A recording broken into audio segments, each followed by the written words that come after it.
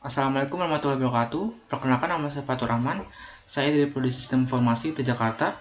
Kali ini saya akan mengerjakan tugas 3 praktikum dari mata kuliah Analisis dan Visualisasi Data. Berikut merupakan tugas 3-nya.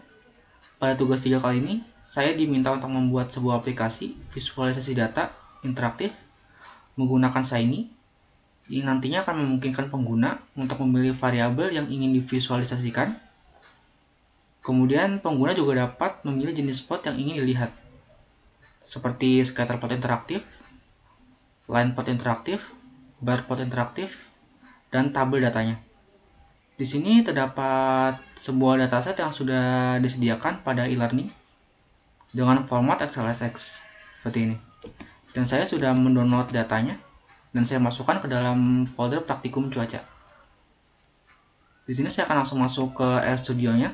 Tapi sebelum kita memulai praktikumnya, di sini kita harus menginstal beberapa paket terlebih dahulu. Berikut merupakan untuk paket-paketnya.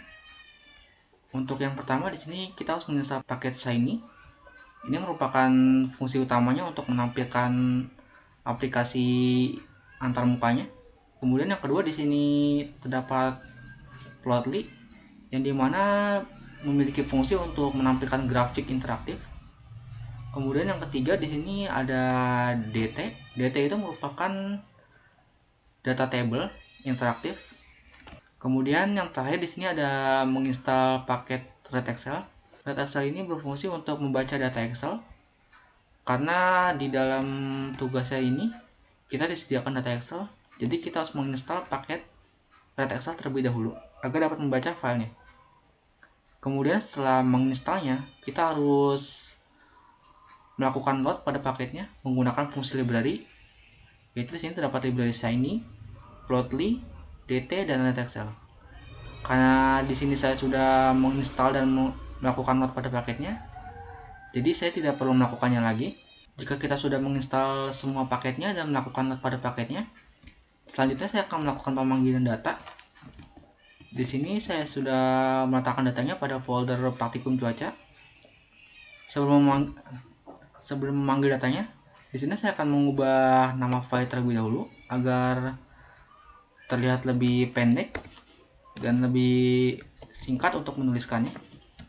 Saya akan mengubahnya menjadi wither seperti ini. Dan kita akan melakukan pemanggilannya. Di sini saya menggunakan fungsi read XLSX seperti ini. Kemudian kita akan melakukan copy pada lokasi filenya berada seperti ini. Jadi kita copy semuanya.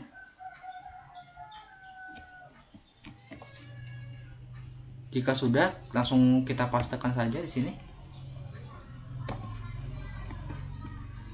Dan kita akan mengetikkan nama filenya. Seperti ini, kita tambahkan XLSX.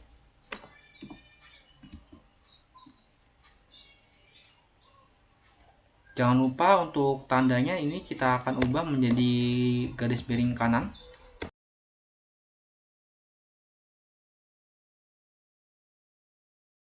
Dan di sini untuk datanya sudah masuk, seperti terlihat di sini, wither.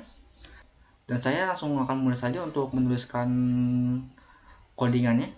Dan saya akan percepat untuk videonya.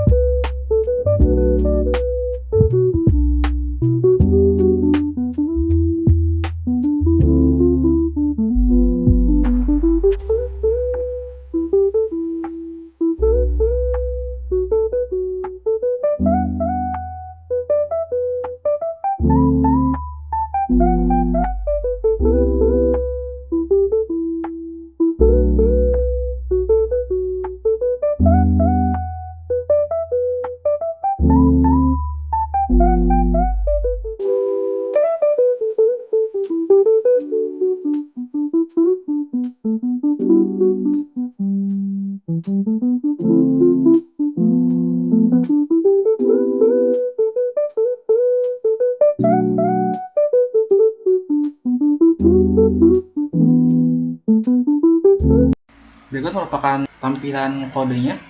Di sini sudah selesai untuk kodenya, dan saya akan langsung enter saja dan akan memperlihatkan untuk tampilan aplikasinya.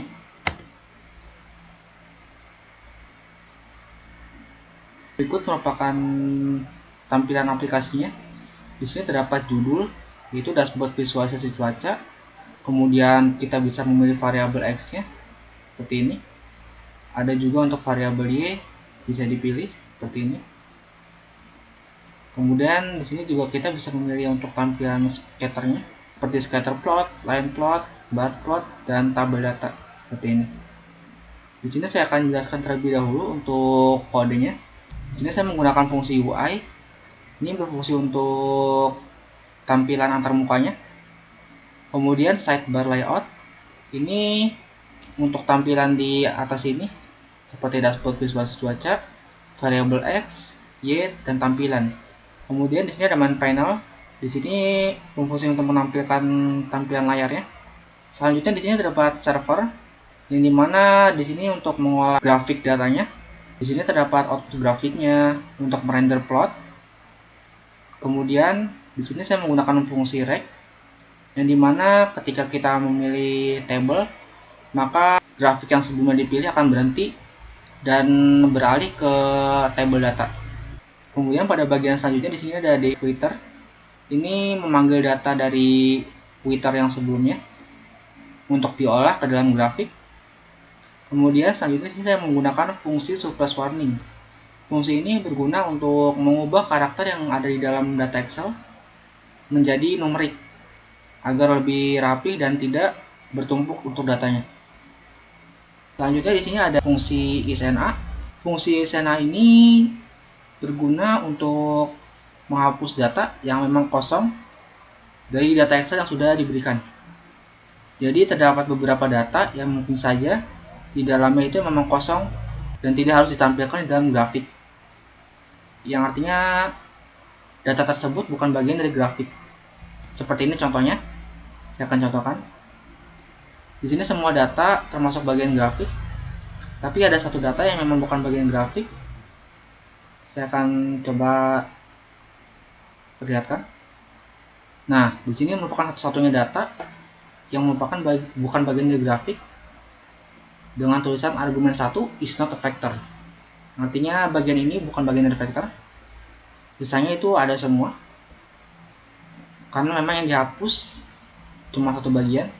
Jadi isNA ini nanti akan mendeteksi data mana saja yang memang kosong dan akan menghapus data tersebut.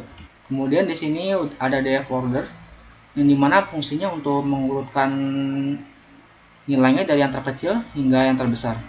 Kemudian di sini ada fungsi if, yang dimana ketika kita memilih scatter, maka dia akan masuk ke mode scatter plot, yang modenya itu berupa geom point ini seperti poin titik-titik dalam grafiknya seperti ini. Saya akan perlihatkan scatter plot. Nah, dia berupa titik-titik seperti ini. Dia disebut seperti mark point berwarna biru seperti ini. Selanjutnya di sini ada if input plot type line. Jika kita memilih line, maka dia akan merubah pola grafiknya menjadi sebuah garis seperti sebelumnya. Nah, dia akan berubah menjadi garis seperti ini dengan warna merah. Dan selanjutnya ada plot type bar. Dia akan berubah menjadi sebuah grafik balok seperti ini. Saya akan perlihatkan. Dan berikut merupakan untuk tampilan bar plotnya. Di sini terlihat kecil dikarenakan saya melimit dari nilai angka yang digunakan. Di sini bisa kita zoom seperti ini. Kita akan zoom bagian sini. Kita akan zoom lagi. Nah, di sini terlihat untuk grafiknya. Di sini berbentuk balok. Nah, yang dapat kita zoom lagi. Ini interaktif dan dia bisa mesetnya seperti ini. Nah, dia bisa zoom out dan zoom in. Selanjutnya di sini ggplotly memiliki fungsi untuk melimit angka yang muncul. Ini seperti yang sudah saya bilang tadi, saya melimitnya dengan 10 angka saja, yang menjadikan ini terlihat sangat kecil-kecil karena saya melimitnya dengan kelipatan 10. Nah, seperti ini, dia sudah ada angka-angkanya.